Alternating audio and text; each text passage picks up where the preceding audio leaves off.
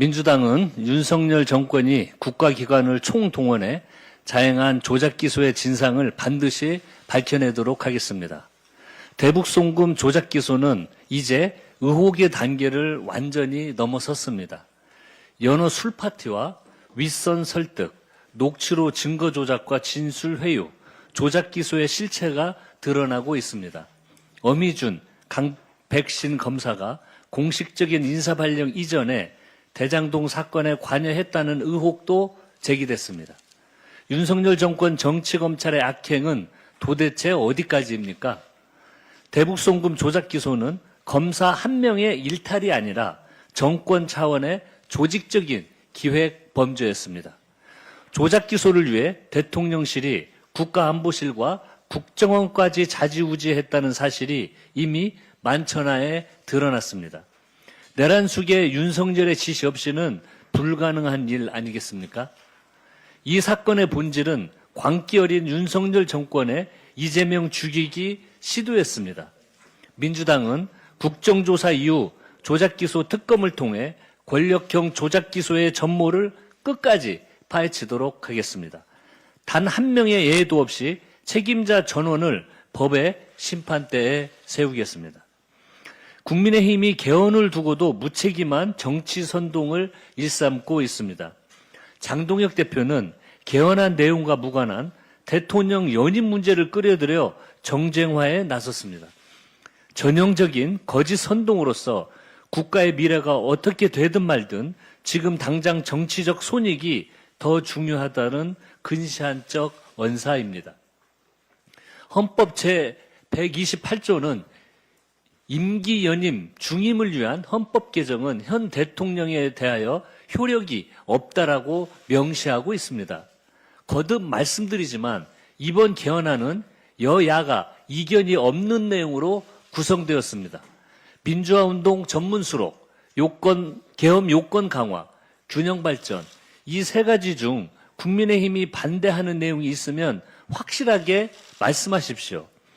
반민주 세력입니까? 내란 동조 세력입니까? 아니면 수도권 일극체제 옹호 세력입니까?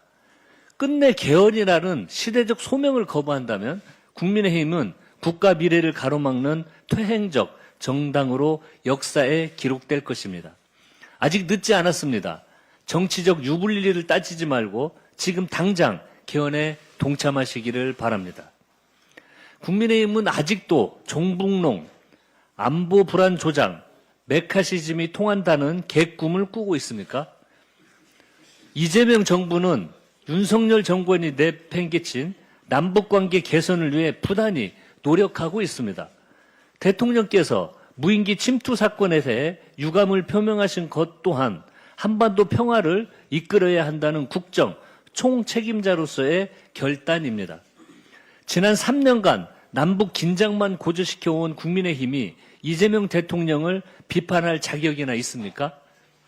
북한 외무성 담화 내용에 포함된 단어를 그대로 가져다 쓴 것을 보고는 실소를 금할 수 없었습니다. 언제부터 그렇게 친북이었습니까? 국민의힘은 대한민국 안보를 볼모로 한 무책임한 언사를 당장 그만두십시오. 북한도 모든 적대 행위를 중단하고 대화의 길로 나서기를 바랍니다. 민주당과 이재명 정부는 중동 상황 장기화로 인한 민생 경제 위기를 반드시 극복하겠습니다. 그 첫 번째 과제가 바로 추경 예산의 신속한 처리와 집행입니다. 민주당은 고유가 지원 사각지대 해소, 취약계층과 소상공인 지원 강화, 석유 의존도 하향과 에너지 안보 강화를 증액 원칙으로 삼고 추경이 절실한 분야를 촘촘하게 살피고 있습니다. 또한 민주당과 정부는 중동 상황 장기화에 대비해 재생에너지 확대와 석유 중심 산업체계 개편 같은 에너지 대전환도 추진하겠습니다.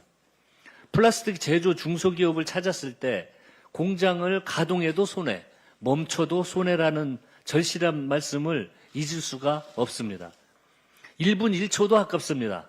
민주당은 내일 본회의에서 추경안을 처리하고 신속한 집행을 위해 당력을 집중하도록 하겠습니다. 민주당은 앞으로도 중동 전쟁으로 고통을 겪고 있는 현장의 목소리를 경청하고 위기를 돌파하는 대책을 찾아내겠습니다. 이상입니다.